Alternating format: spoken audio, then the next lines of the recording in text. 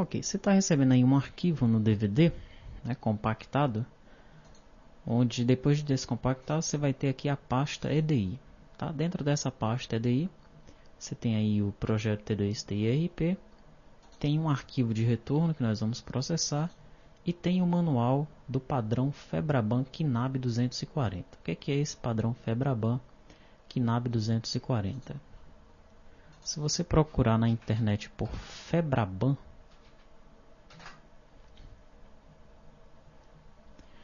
você vai observar que Febraban é a Federação Brasileira de Bancos, tá? E é a Febraban que define aí os padrões, né, de arquivos que serão trocados entre os bancos, tá? E também entre o banco e as empresas, o banco e seus clientes, tá? O banco e seus fornecedores, ok? Se nós procurarmos por Febraban KNAB, já aparece aqui, por exemplo, um manual, tá? Padrão Febraban 240 posições, ok? Febraban, o que é o KNAB 400, o que é o KNAB 240? Então você vai ver, olha, que os bancos utilizam o padrão Febraban, ou KNAB 400 ou KNAB 240 para receber remessa e enviar retorno. São as informações para as empresas clientes utilizando arquivos. Tá? Então, o EDI é troca de arquivos, conforme nós já vimos, né, no levantamento de requisitos lá no provimento de conteúdo. Quem define a troca de arquivos entre bancos e empresas, entre bancos e bancos, entre bancos e fornecedores, é a Febraban, que é a Federação Brasileira dos Bancos, como nós já vimos aqui. Bom, então é importante que você dê uma lida, dê uma analisada aqui no site da Febraban, pesquise um pouco sobre o KNAB, tá? O KNAB 240, o KNAB 400. Como nosso objetivo é aprendizado, né? 240 tem 240 posições, 400 tem 400 posições, tá? Nós vamos nos concentrar no padrão 240, ok? Com esses conhecimentos você pode facilmente manipular aí arquivos do padrão 400, tá? Bom, eu já baixei aqui o manual, né, do padrão Febraban KNAB 240, a versão 8.5.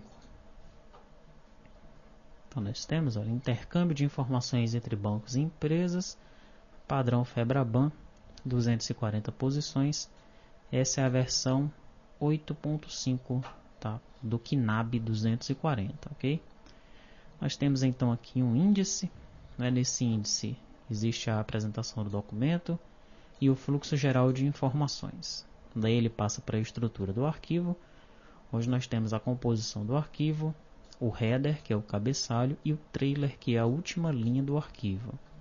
E nós temos então os serviços e produtos que vão compor o arquivo, né?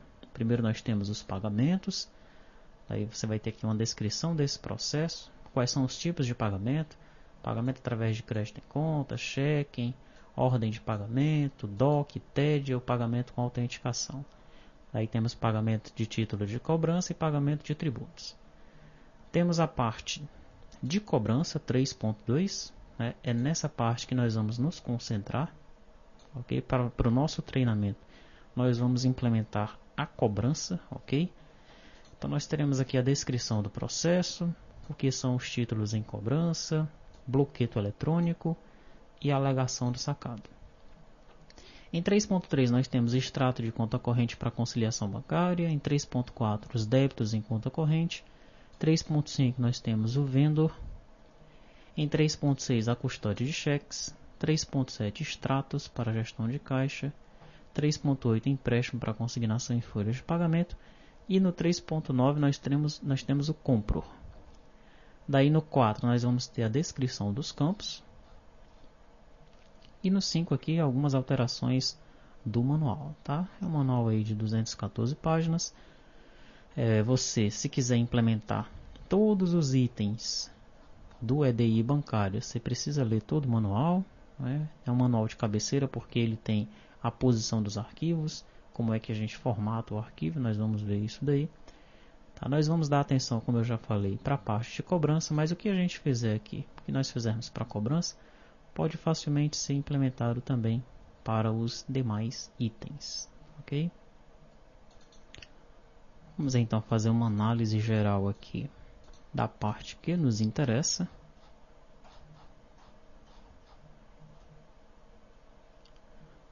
por exemplo, aqui na página 8, nós temos a descrição dos campos. Tá? O que é que ocorre nessa descrição dos campos? Conceitua todos os campos, componentes do layout dos registros utilizados em cada um dos tipos de serviço ou produto. Para facilitar a compreensão, os campos estão classificados em genéricos, campos utilizados em mais de um tipo de serviço ou produto, e específicos. São campos utilizados em um único tipo de serviço ou produto. E cada descrição é identificada através de um código composto da seguinte forma: XNNN, onde o X é uma sigla atribuída para cada tipo de serviço ou produto, e o NNN é um número sequencial a partir de 001 dentro de uma sigla. Tá? Então, como ele mencionou aqui, os campos estão classificados em genéricos e específicos. Genéricos só tem um, cuja a sigla é G e a descrição significa mesmo genérico. E os campos específicos nós temos alguns aqui. Por exemplo, A, alegação do sacado. B, é bloqueio eletrônico. C, são os títulos em cobrança. E, extrato de conta corrente. N, pagamento de tributos. V, é o vendor. O K é a custódia de cheques. Em cada layout de registro apresentado, é especificado o código da descrição de cada campo e, através desse código, deve-se acessar o tópico descrição dos campos e buscar a descrição do campo que se deseja consultar. A descrição de campos assinalados com um asterisco antes do código merece uma atenção especial. Tá? Então ele já dá aqui uma dica quando você estiver analisando aí o layout dos arquivos. Cada campo vai então iniciar com uma letra, tá certo? E se você tiver dúvida, o campo começa com H. O que é o H? Você vem aqui nessa tabelinha e vai saber que H é o empréstimo por consignação, por exemplo.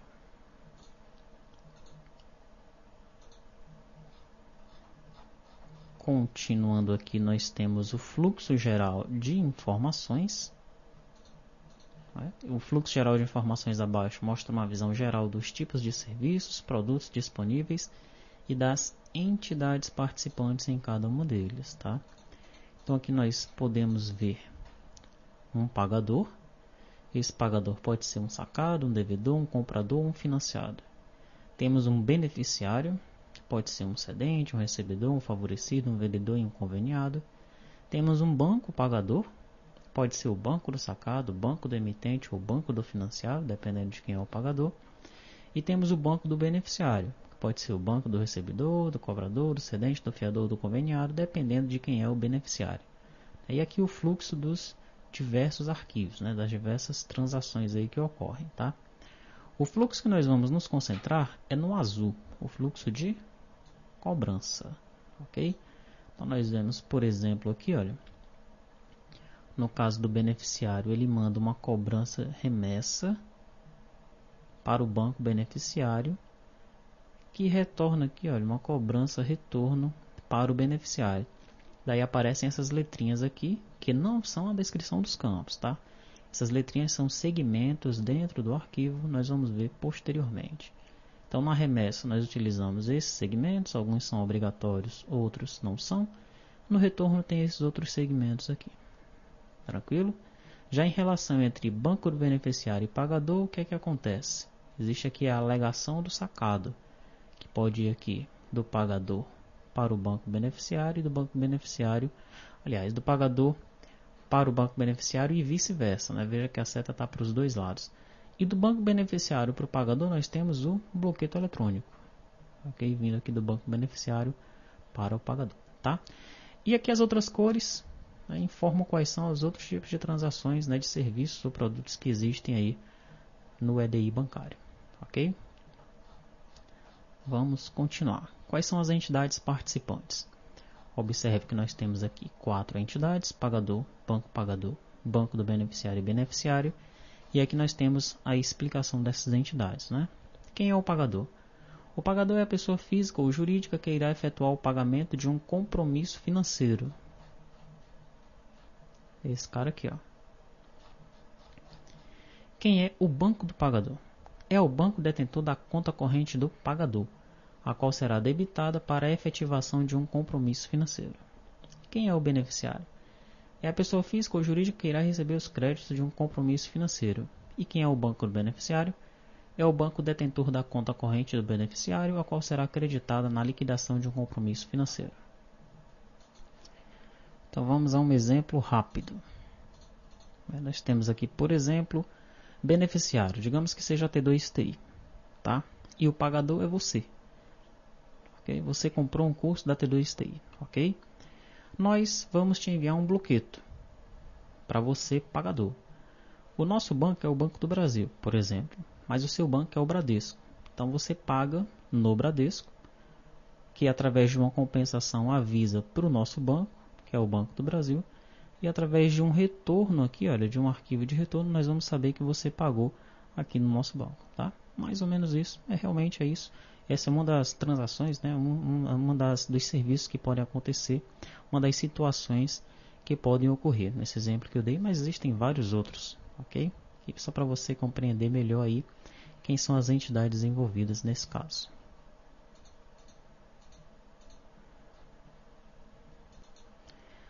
Chegamos então aqui na estrutura do arquivo.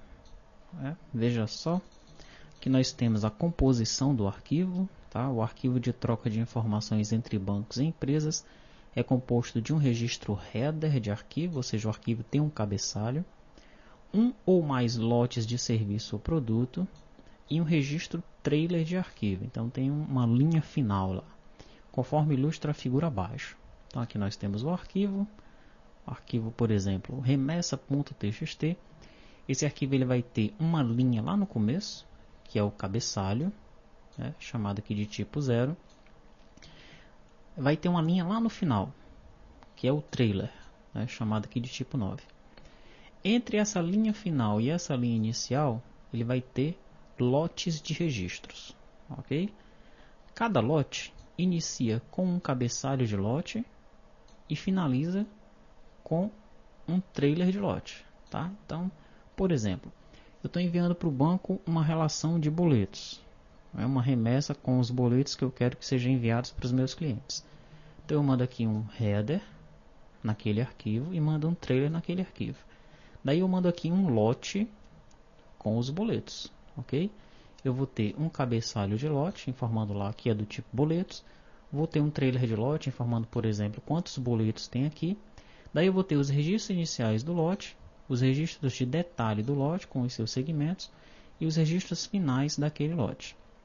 Digamos que nesse mesmo arquivo eu tenha também um lote de custódia de cheques. Eu quero que o banco ele me adiante o dinheiro de alguns cheques que vão se vencer daqui a alguns meses, que é a custódia de cheques.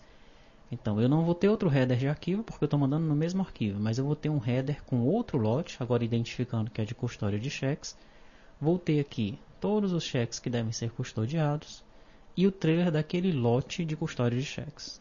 Ok? Então é dessa forma que nós vamos compor o arquivo para remessa e que ele é composto pelos bancos no momento do retorno. Tá?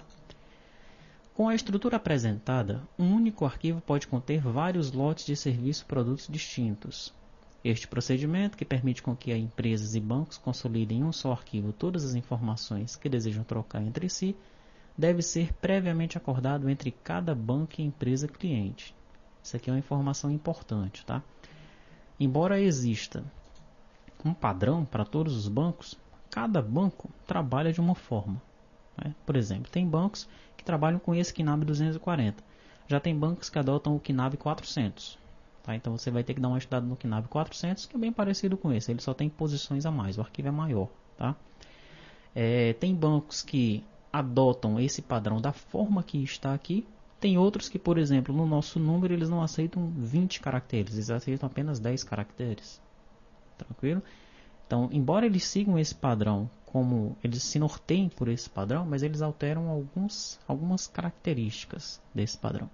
E nós vamos ver, quando estivermos analisando a CBR boleto, que cada banco tem uma unit separada exatamente por conta disso. Cada banco tem uma forma, ou pode ter uma forma de trabalhar, tá? Fugindo um pouquinho desse padrão principal. Tá? Chegamos então aqui ao lote de serviço ou produto. Então, um lote de serviço ou produto típico é composto de um registro header de lote, como nós vimos, um ou mais registros de detalhe e um registro trailer, né, que é a linha final daquele lote. Alguns serviços produtos usam registros adicionais de tipo 2 e 4, contendo informações sobre posições iniciais e finais do lote. Aqui ele cita o caso do extrato para gestão de caixa, que disponibiliza saldos iniciais e finais de diferentes naturezas de uma conta corrente. Um lote de serviço produto só pode conter um único tipo de serviço produto. Tá? Então não pode misturar os serviços produtos dentro de um lote, senão vai dar problema no momento de validar o arquivo. Os registros header 1 e trailer 5, header 1 e trailer 5, que é o início e o fim, o início e o final de um lote, e os de detalhe, que são do tipo 3, são compostos de campos fixos, comuns a todos os tipos de serviço produto, e campos específicos, padrões para cada um dos tipos de serviço produto. Aqui nós já entramos naquelas letrinhas dos campos, tá? Já o registro de detalhe, né, ele é composto de um ou mais segmentos, dependendo do tipo de serviço produto associado ao lote de serviço. Existem vários tipos de segmentos diferentes, e cada um deles pode ser utilizado em um ou mais lotes de serviço ou produto. Tanto nos fluxos de remessa, cliente enviando informações para o banco, como nos fluxos de retorno, o banco enviando informações para o cliente.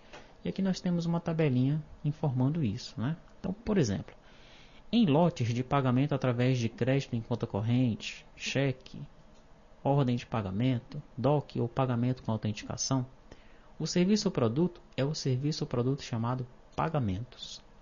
Nos arquivos de remessa, nós temos que enviar os seguintes segmentos. O A é obrigatório, o segmento A. O segmento B é opcional e o segmento C é opcional. E o que são cada um desses segmentos? Aí você precisa, dentro desse manual, ir lá no serviço ou produto chamado pagamento e verificar o que é o segmento A, o segmento B e o segmento C. Tá? Já no retorno, vai retornar os segmentos do tipo A, obrigatório, e os segmentos do tipo B e C são opcionais. Temos então aí o lote débito em conta corrente, o lote extrato de conta corrente para conciliação, e aqui o que nos interessa, né, dentro de todos esses lotes aqui, é o de títulos em cobrança. Tá? Esse aqui também que faz parte da cobrança, tá? Mas vamos nos concentrar aqui em títulos em cobrança. Cobrança é o serviço ou produto que nós vamos implementar aqui. Okay? Então nós temos os segmentos P, é um segmento obrigatório, um segmento Q também é obrigatório, e temos os segmentos R, S e Y opcionais. Já o retorno do banco vai ter o segmento T e U obrigatórios e o segmento Y opcional.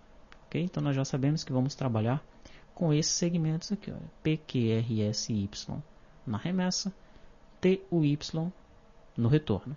Sendo que, obrigatoriamente, nós temos que implementar os segmentos P e Q para a remessa e os segmentos T e U para o retorno. T e U para o retorno. Tá? Perfeito. Aqui tem todos os outros segmentos e tipos de lotes, né, que nós não vamos nos ater, porque não é o objetivo desse treinamento aqui. Observações: qual é o tamanho do registro? 240 bytes. Por isso que o nome desse padrão é KNAB 240.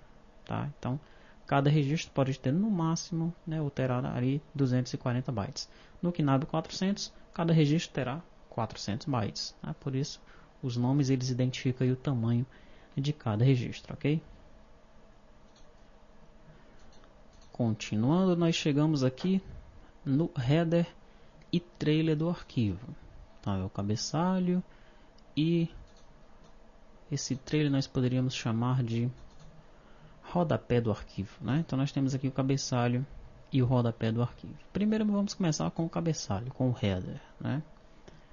Deixa eu aumentar só um pouquinho aqui. Pronto. Então aqui nós temos o campo. Essa coluna aqui vai identificar o campo. Tá?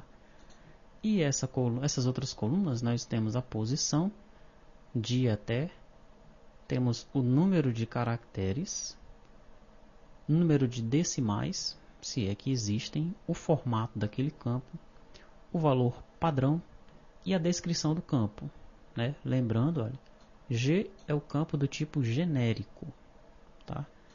Quando o campo for específico, ele vai ser diferente de G. Aí vai ser A, H, K. Aí nós temos que constar aquela tabela para ver o que significa. No caso aqui do header, todos os campos são genéricos. Ok? Perfeito. Então o primeiro campo aqui, olha, é um campo de controle. Né? O que é campo de controle? Aqui embaixo ele informa, olha. Controle. Banco origem ou destino do arquivo. Empresa. Esse aqui, ó. Empresa que firmou o convênio de prestação de serviços com o banco. Conta corrente empresa. Conta corrente que vai aparecer aqui. Número da conta do corrente, número da conta do corrente do convênio, número da conta corrente, né? Esse do deveria sair daqui. Número da conta corrente do convênio firmado entre banco e empresa para a prestação de um tipo de serviço. Quando o arquivo contiver mais que um tipo de serviço diferente, os dados da conta corrente a serem colocados aqui devem ser acordados entre o banco e a empresa, tá? Muito bem, então veja, olha. Da posição 1 até a posição 3, com 3 dígitos nós vamos ter o código do banco. Então, por exemplo, se for o Banco do Brasil, vai ter 001. Se for o Bradesco, vai ser 237. Se for a Caixa, 104, ok? Depois nós vamos ter o lote do serviço. Esse lote do serviço com 4 caracteres. O valor padrão, se você não informar, é 0000, tá? Daí nós temos o tipo de registro. O valor padrão aqui para o header, 0. Daí nós temos, para uso exclusivo da FEBRABAN, 9 campos que devem ficar em brancos. Tá? 9 caracteres, um campo com 9 caracteres que deve ficar branco. Partimos então para o tipo de inscrição da empresa. Um dígito, numérico. Depois nós temos o número de inscrição da empresa, 14 dígitos, vai ser aí o CNPJ, né?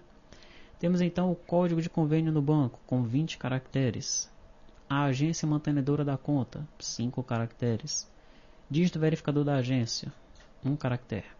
Número da conta corrente, 12 caracteres. Dígito verificador da conta, 1 caractere. Dígito verificador da agência da conta, 1 caractere. Nome da empresa com 30, nome do banco com 30. E aqui novamente, para uso exclusivo da FEBRABAN, nós vamos ter 10 espaços em brancos. Tá? Ele se refere ao G004, ó, esse mesmo campo aqui, porque são espaços em brancos e é para uso exclusivo da FEBRABAN. Chegamos na parte do arquivo, então nós temos aqui o código da remessa e retorno com 1 caractere, a data de geração de arquivo com 8 caracteres, hora da geração do arquivo com 6 caracteres, temos o número sequencial do arquivo, NSA, 6 caracteres, layout do arquivo, o número da versão do layout, no caso desse manual aqui, você deve colocar 085, porque é a versão 8.5, densidade, a densidade da gravação do arquivo, 5 caracteres. Daí para uso reservado do banco nós temos aqui 20 caracteres, para uso reservado da empresa 20 caracteres e para uso exclusivo da FEBRABAN de novo, o G004, olha, aqui, brancos 29 caracteres, tá? Esse será então o registro de cabeçalho do arquivo, Todo arquivo tem que ter um registro de cabeçalho e ele tem esse layout aqui, tá? Isso aqui é uma linha do arquivo, tranquilo? É a primeira linha, É o primeiro registro do arquivo de remessa ou de retorno, tá? Tanto o arquivo de remessa quanto o arquivo de retorno, ele tem esse header aí. Logo depois nós chegamos ao trailer, que é o rodapé, será a última linha do arquivo, tanto o arquivo de remessa quanto o arquivo de retorno. Controle, nós temos aqui as informações do banco de origem ou destino, e totais, nós temos os totais de controle para checagem do arquivo, tá? Então novamente nós vamos ter o dado do banco, o código do banco, o número do lote ou serviço, no caso do trailer, o DEFU é 9999, tipo de registro é 9 para o trailer. Temos de novo aqui 9 caracteres em brancos para uso exclusivo da FEBRABAN. Já em totais nós vamos ter a quantidade de lotes, porque nós podemos ter vários lotes dentro de um arquivo, tá? Cabem aí 6 dígitos. nós vamos ter a quantidade de registros, 6 dígitos também, e vamos ter a quantidade de contas para conciliação, também 6 dígitos. Tá? E finalmente, né, teremos aí 205 caracteres em branco para uso exclusivo da Febraban. Ok? Então essa é a nossa primeira análise aqui, né, do padrão KNAB 240. Na próxima aula nós vamos dar atenção especial para a parte de cobrança, ok? Aqui mesmo dentro desse manual.